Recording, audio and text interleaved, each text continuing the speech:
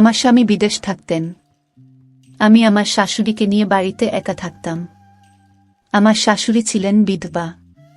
তিনি প্রতিদিন সন্ধ্যায় খাবার রান্না করতেন আর কোনো এক জায়গায় নিয়ে যেতেন এবং বলতেন, আমি একজন অনাথকে খাবারটা দেই যাতে তোমার শ্বশুর শান্তি পান। একদিন আমার শাশুড়ি অজ্ঞান হয়ে যায় এবং সাথে সাথে আমি ডাক্তারের কাছে নিয়ে যাই।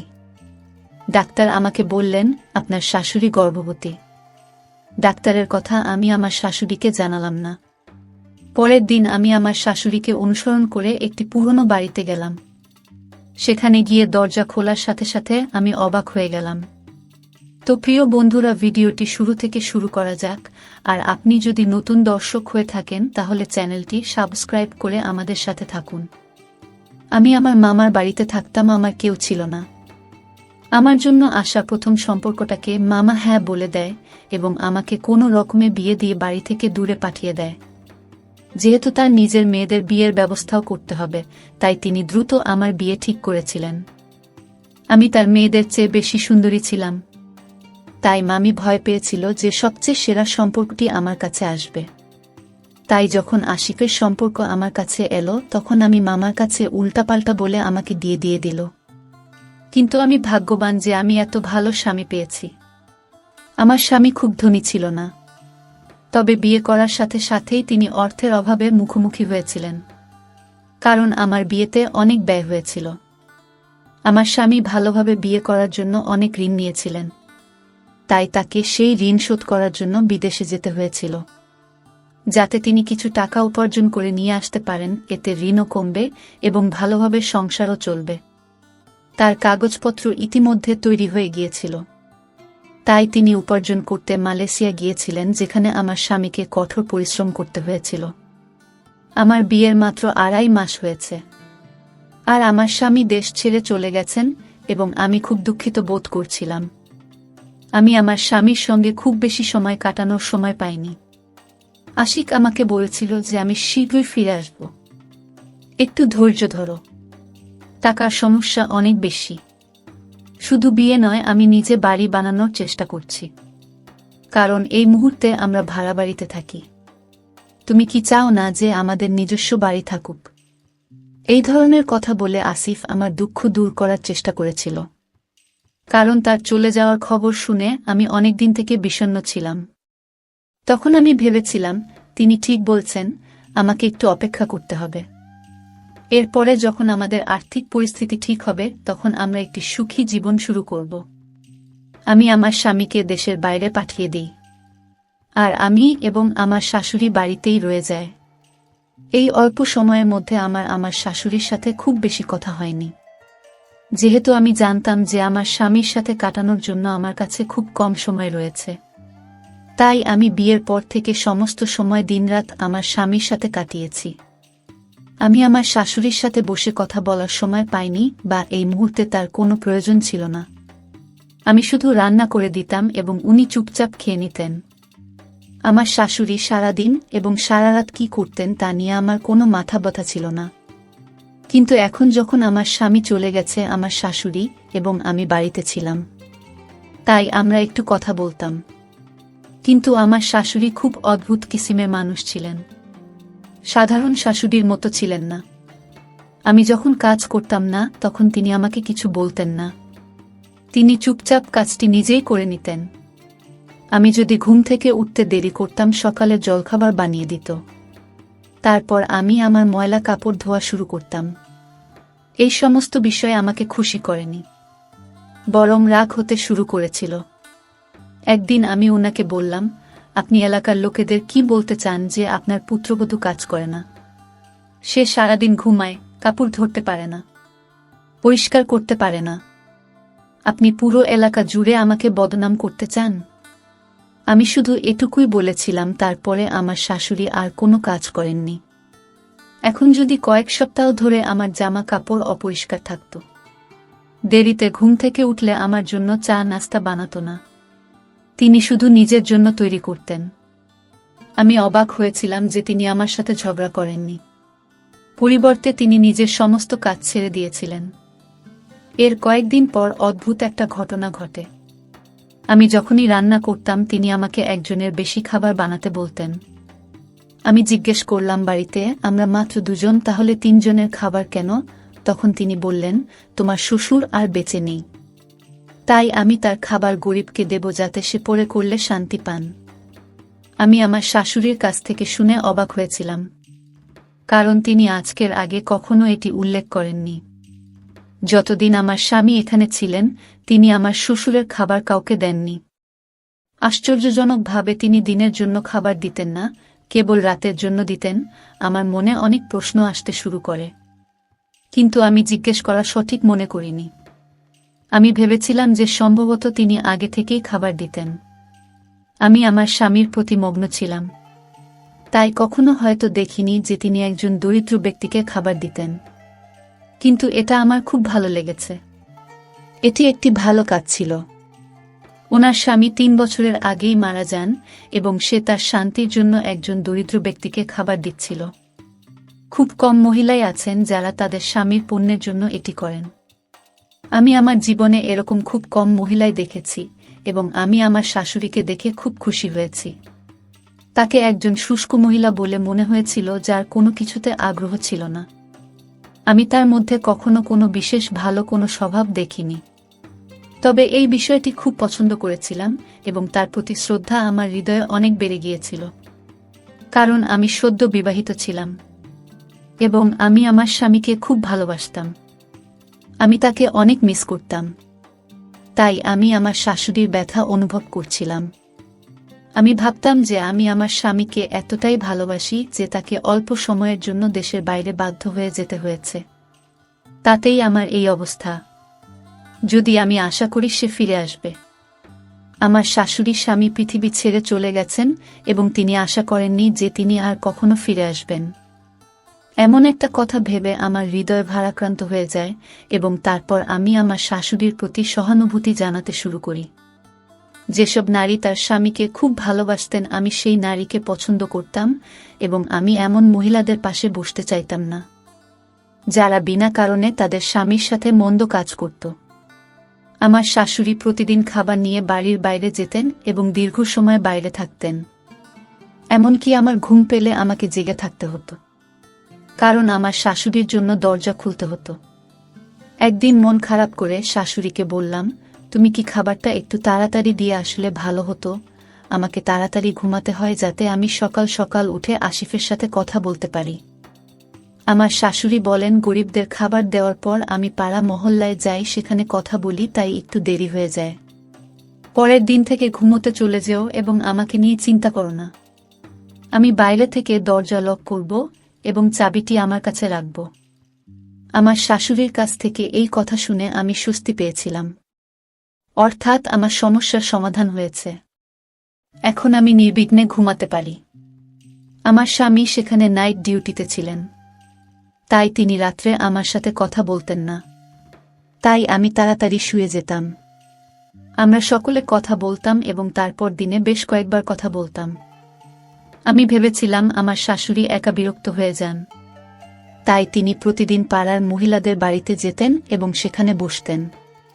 তার পাড়ায় যাওয়াতে আমার কোনো আপত্তি ছিল না। তিনি আমার বিষয়ে হস্তক্ষেপ করতেন না এবং আমিও তার বিষয়ে হস্তক্ষেপ করতাম না। এখন আমি নিজেকে ভাগ্যবান মনে করতে শুরু করেছিলাম যে আমি এমন একজন ভালো শাশুড়ি পেয়েছি যিনি আমাকে কিছু বলেন না। অন্যথায় বিয়ের আগে সবাই আমার মনের শাশুড়ির এমন রূপ তৈরি করেছিল যে আমি খুব ভয় পেয়েছিলাম। আমি ভাবতাম না জানি আমার শাশুড়ি কেমন হবে। জীবনটা এমনই চলছিল যে হঠাৎ একদিন এমন খবর পেলাম যে আমার পায়ের নিচ থেকে মাটি সরে গেল এবং আমি যে এতদিন ধরে নিজের মনের মধ্যে শাশুড়ি প্রশংসা করেছিলাম, মুহূর্তের মধ্যে ঘৃণা অনুভব করতে শুরু করলাম। আসলে আমি জানতাম না যে আমার নির্বোধ চেহারার শাশুড়ি ভিতর থেকে এত নিষ্ঠুর হবে। আমি ভেবেছিলাম সে এতটাই নিষ্পাপ যে সে এমন একজন মহিলা ছিল যে পাপ থেকে সম্পূর্ণ অজ্ঞাত ছিল। আমি জানতাম না যে সে একটা ভালো মানুষের মুখোশ দিয়ে নিজেকে ঢেকে রাখছে। কিন্তু এটাই বাস্তবতা। কিভাবে এসব হতে পারে? আমি বিশ্বাস করতে পারছি না। বন্ধুরা, ভিডিওর মাঝখানে আপনাদের একটি কথা বলতে চাই। আপনাদের জন্য অনেক কষ্ট করে ভিডিও তৈরি করি, তাই আমাদের ভিডিওগুলি আপনাদের কাছে ভালো লেগে থাকলে চ্যানেলটি সাবস্ক্রাইব করে আমাদের সাথে থাকবেন। এই বাস্তব জানতে পেরে আমি খুব দুশ্চিন্তায় ছিলাম এবং ভাবছিলাম যে আমার স্বামীকে এসব বলা উচিত। এটা এমন কিছু ছিল যা আমি অন্য কাউকে বলতে পারতাম না। আমি নিজের কাছেই একটি পুনরাবৃত্তি করতে লজ্জা পেয়েছিলাম। আমার বৃদ্ধ শাশুড়ি কিভাবে এটা করতে পারে, কিন্তু আমি যখন লক্ষ্য করলাম তখন তার বয়স এত বেশি ছিল না। আমার শাশুড়ি বলেছিলেন যে তিনি যখন বিয়ে করেছিলেন তখন তার বয়স ছিল 15 বছর। এতে অবাক হওয়ার কিছু ছিল না। তখন সত্যিই এরকম হতো। আর এখন আমার শাশুড়ির বয়স হবে মাত্র 45 বছর। কিন্তু তার স্বাস্থ্য প্রায়শই খারাপ থাকত, যার কারণে মনে হতো যে সে বৃদ্ধ হয়েছে। কিন্তু কয়েকদিন ধরে আমি এটাও দেখেছি যে তার মুখে আবার একটা উজ্জ্বলতা এসেছে। একদিন সে হঠাৎ আমার সামনে পড়ে গেল এবং আমি ভয় পেয়ে গেলাম। আমি তার জ্ঞান ফেরানোর জন্য যথাসাধ্য চেষ্টা করেছি এবং আমি চেষ্টা করার পরই তার শীঘ্রই জ্ঞান ফিরে আসে। আমি তাকে জিজ্ঞেস করলাম, তোমার কি হয়েছে? তিনি বললেন, হয়তো আমার ব্লাড প্রেশার কমে গেছে। আচ্ছা ঠিক আছে, আমি তোমাকে হাসপাতালে নিয়ে যাব। আমি একটি রিক্সা নিয়ে তাকে নিকটবর্তী হাসপাতালে নিয়ে যাই। কিন্তু সেখানে পৌঁছানোর সঙ্গে সঙ্গেই তিনি আবার অজ্ঞান হয়ে যান। ওনার কি হয়েছে তা নিয়ে আমি উদ্বিগ্ন ছিলাম। হতে পারে না রক্তচাপ খুব বেশি হয়ে গেছে, তাছাড়া গরম হচ্ছে। ডাক্তার বলেছেন ওনার কিছু পরীক্ষা নিরীক্ষা করা হবে। ডাক্তার তাকে একটি ইনজেকশন দিয়েছিলেন এবং তার রক্তের নমুনা নিয়ে কয়েকটা পরীক্ষা করেন। তার জ্ঞান ফিরে আসার পর আমরা বাড়ি ফিরে আসি। কিন্তু পরদিন সকালে যখন রিপোর্ট নিতে গেলাম, আমার পায়ের নিচ থেকে মাটি সরে গেল, কারণ ওই রিপোর্ট অনুযায়ী আমার শাশুড়ি গর্ভবতী ছিলেন। এটা দেখে আমার মাথা খারাপভাবে কাঁপতে শুরু করল। এসব কি হচ্ছে?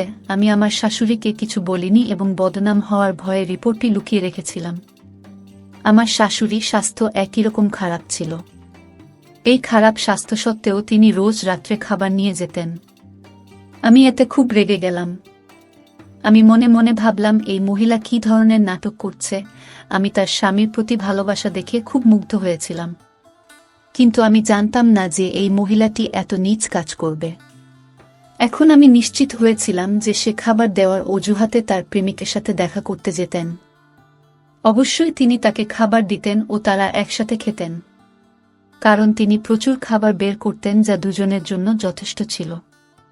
আগে আমি এসব নিয়ে মনোযোগ দিতাম না, কিন্তু এখন আমি ভাবতে বাধ্য হয়েছিলাম এই বিষয়ে।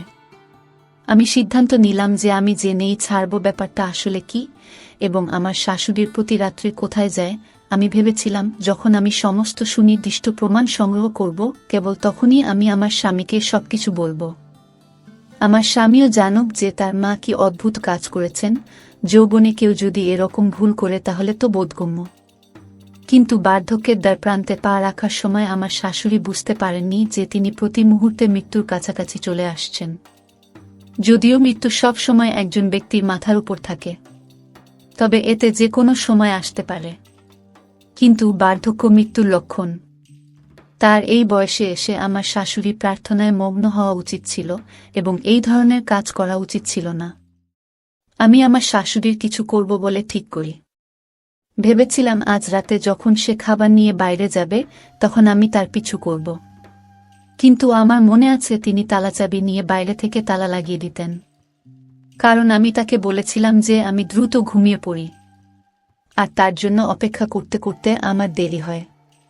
সেদিন আমি আমার শাশুড়িকে বলেছিলাম আজকের পর বাইরে থেকে দরজা বন্ধ করবেন না। আমি ভয় পাচ্ছি যে বাড়িতে আগুন লাগলে আমি কিভাবে বের হব। এ কথা শুনে আমার শাশুড়ির মুখের অম্লান হয়ে গিয়েছিল। আমার মনে হয়েছিল যে আমি যা বলেছি তা সে পছন্দ করেনি। এখন আমি নিশ্চিত হয়েছিলাম যে ডালের মধ্যে নিশ্চয়ই ভালো কিছু ছিল। আমার শাশুড়ি খাবার নিয়ে বের হওয়ার সাথে সাথে আমি আমার পুরনো চাদরটি তুলে নিলাম, যা আমি বিয়ের আগে ব্যবহার করতাম এবং বিয়ের পরেও স্মৃতি হিসাবে এই চাদরটি আমার সাথে নিয়ে এসেছিলাম। আমি এই চাদরটি ব্যবহার করেছি যাতে আমার শাশুড়ি আমাকে চিনতে না পারে। অন্যথায় আমি প্রতিদিন যে চাদরটি ব্যবহার করতাম তা দেখে সে খুব ভালোভাবে বুঝতে পারত যে আমি তাকে অনুসরণ করছি। তখন রাত 10টা বেজে গেছে এবং রাস্তাটি জনশূন্য হয়ে পড়েছিল, কারণ এলাকার বাসিন্দারা দ্রুত ঘুমাতে অভ্যস্ত ছিল। আমি আমার শাশুড়িকে এমনভাবে তাড়া করছিলাম যে তার পিছনে কেউ আছে কি না তা নিয়ে তার বিন্দুমাত্র সন্দেহ না হয়। আমি ভাবছি একজন অসুস্থ নারী কিভাবে এত দূর আসতে পারে।